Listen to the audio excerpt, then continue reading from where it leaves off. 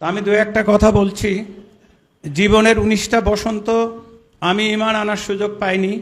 সাতক্ষীরার একটি অমুসলিম পরিবারে আমার জন্ম।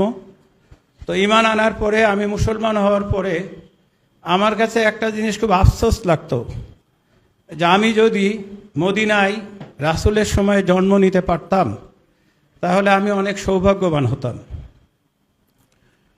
তো পরে মনে হতো আল্লাহ না করুক ওই সময় জন্ম লাভ করার পরে আমি যদি ঈমান আনার সুযোগ না পেতাম তাহলে তো আমি আবু জাহেল আবু লাহাবের শাগরেদ হইতাম। তো এইরকম মনে হতো। তো আমি একটি মুক্তিযোদ্ধা পরিবারের সন্তান। আমার বাবা সনদপ্রাপ্ত মুক্তিযোদ্ধা, এবং আমি ছাত্রলীগের একটা বড় দায়িত্বে ছিলাম, আমার কলেজের সেক্রেটারির। ছাত্র শিবিরের ছেলেদেরকে অনেক নির্যাতন করেছি এবং বিশ্বাস করতাম যে এরা রাজাকার, মাদ্রাসায় লেখাপড়া করে কলেজে আসা যাওয়া করে কেন। তো যা হোক, ঈমান আনার পরে আমি আর ছাত্রলীগ করতে পারিনি। এটা হচ্ছে আমার জন্য দুর্ভাগ্য হোক সৌভাগ্য হোক। তো আমি আপনাদের সামনে খুব ছোট করে বলবো। আমাকে হাজারীবাগ থানার ওসি সাহেব উনি বললেন এই খারাপ সময়ে যে জামাত করেন কেন। তা আমি বললাম নামাজ পড়ি যে কারণে। তো বললো মানে? নামাজ পড়ি যে কারণে, জামাত করি একই কারণে, অন্য কোনো কারণ আসলে আমার জানা নেই। এটা আমি গভীর আস্থার সাথে এবং বিশ্বাসের সাথে বলতেছি। রাসূল আকরাম সাল্লাল্লাহু আলাইহি সাল্লাম বিদায় হজের ঐতিহাসিক ভাষণে খুবই পরিষ্কার করে বলেছেন যে হতে পারে তোমাদের সাথে আর আমার সাক্ষাৎ হবে না, দেখা হবে না, খুব শিগগিরই আমি পৃথিবী থেকে চলে যাব। তো তোমাদের জন্য দুইটা জিনিস রেখে যাচ্ছি, একটা হচ্ছে আল্লাহর কিতাব আর একটা হচ্ছে রাসূলের সুন্নাহ। যারা এটাকে আঁকড়ে ধরবে তারা কিয়ামত পর্যন্ত বিপদগামী হবে না, বিভ্রান্ত হবে না। ওই ভাষণে উনি আরও বলেছিলেন তোমরা পৌঁছে দাও, তোমাদের কাছে যা কিছু জানা আছে তা তোমরা অন্যদের কাছে পৌঁছে দাও। তো সম্মানিত ভাইয়েরা, আমি ইসলাম গ্রহণের পরে একটু বিপজ্জনক পরিস্থিতির মুখোমুখি হয়েছিলাম। আমার বাবা আমাকে বলতো তুই যদি খ্রিস্টান হতিস তাহলে 25টা খাসি বলি করে সবাইকে খাওয়াই দিতাম।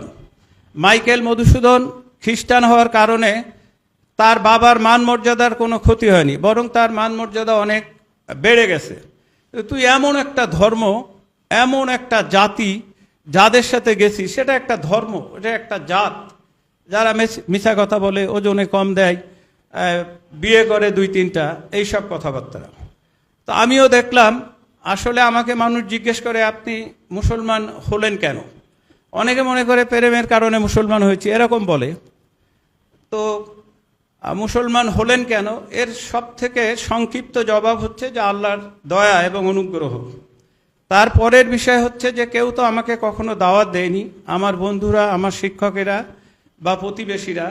তো আল্লাহর একান্ত অনুগ্রহ, আমি যদি কোরআন না পড়তাম তাহলে সারা জীবন কাফেরই থাকতাম। তো কোরআন জানা বুঝা এবং কোরআনে ইসলামের একটা ছবি দেখেছিলাম। সেই ছবি আসলে আমাকে আমার সমাজ, সংসার, ঘর বাড়ি সব কিছু ছেড়ে আপনাদের ভাইয়ে পরিণত করছে। সেই ছবিটা ছিল অসাধারণ উচ্চতার একটি ছবি, যেখানে বাতি নিভায়ে মেহমানদারি করা হচ্ছে, যেখানে জিহাদের ময়দানে একজন মানুষ জীবন দিচ্ছে, কিন্তু সে আগে পানি না নিয়ে আর একজন যোদ্ধার কাছে বলছে যে আমার ভাইকে পানি দেন। তো এইরকম অসাধারণ সুন্দর সুন্দর ছবি। তো এই ছবি আমার কাছে, আমি ছোটবেলা খুব সিনেমা দেখতাম, সিনেমার মতো মনে হতো, কিন্তু সমাজে আসলে এই ছবি আমরা দেখতাম না। তো আলহামদুলিল্লাহ রাজশাহী বিশ্ববিদ্যালয়ে আমি লেখাপড়া করতাম। ছাত্র শিবিরের ভাইদেরকে দেখে আমার মনে হতো যে আমি আসলে সাহাবী দেখিনি, কিন্তু এই ছোট ছোট ছাত্রগুলো যারা খুবই মেধাবী, খুবই নৈতিক, মানসম্পন্ন, এরা হয়তো ওই সাহাবীদের ছায়া। তো সম্মানিত ভাইরা, আমি আপনাদের কাছে অনুরোধ করব যে জামাতকে আপনারা পর্যবেক্ষণ করেন, জামাতের ব্যানার, সাইনবোর্ড কেনা, আপনার আশেপাশে জামাতের যে ভাইরা আছে তাদের গতিবিধি পর্যবেক্ষণ করেন। বক্তব্য সবাই খুব সুন্দর দিতে পারে, বক্তব্য একটা বিষয়, যারা প্র্যাকটিস করে তারা সুন্দর বক্তা হয়। তো বক্তব্য কোনো বিষয় না। আপনি পর্যবেক্ষণ করবেন ফজরের জামাতে, আপনি পর্যবেক্ষণ করবেন অফিস আদালতে কাজে কর্মে লেনদেনে তারা আপনার কাছে চাঁদাবাজি করছে কিনা, তারা আপনার কাছে সন্ত্রাস করছে কিনা। সবশেষে আমি একটা কথা বলে আমার কথা শেষ করছি, তা হচ্ছে এই যে আমাদের এই বাংলাদেশ দীর্ঘ 15 বছর ধরে আমরা সর্বস্তরের জনসাধারণ খুবই কঠিনভাবে নির্যাতিত ছিলাম। ছাত্র শিবিরের একটা ছেলে জানতো না যে আজকের রাতটা সে কোথায় ঘুমাবে।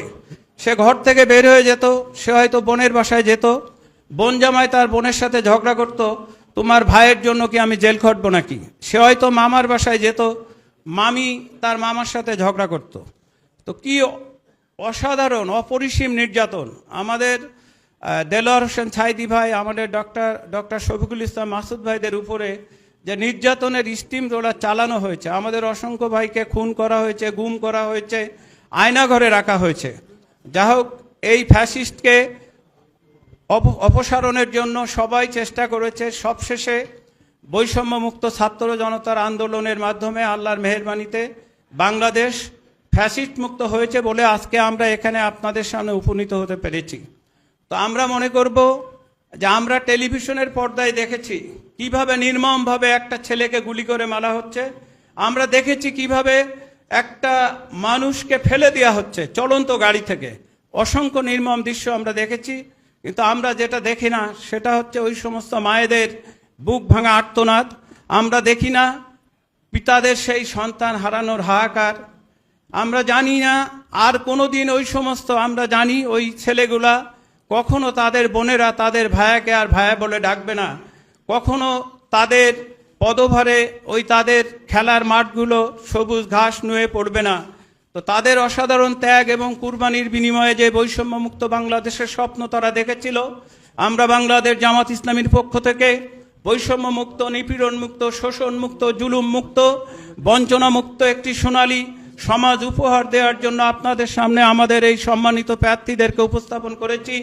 আমরা এমন একটি সমাজ প্রতিষ্ঠার স্বপ্ন দেখছি যেখানে অর্ধেক পৃথিবীর শাসনকর্তা আল্লাহর ভয়ে ভীত সন্ত্রস্ত হয়ে বলবে, ফুরাতের তীরে যদি একটি কুকুর অভুক্ত অবস্থায় মারা যায়, এজন্য আমাকে আল্লাহর কাছে জবাবদিহি করতে হবে।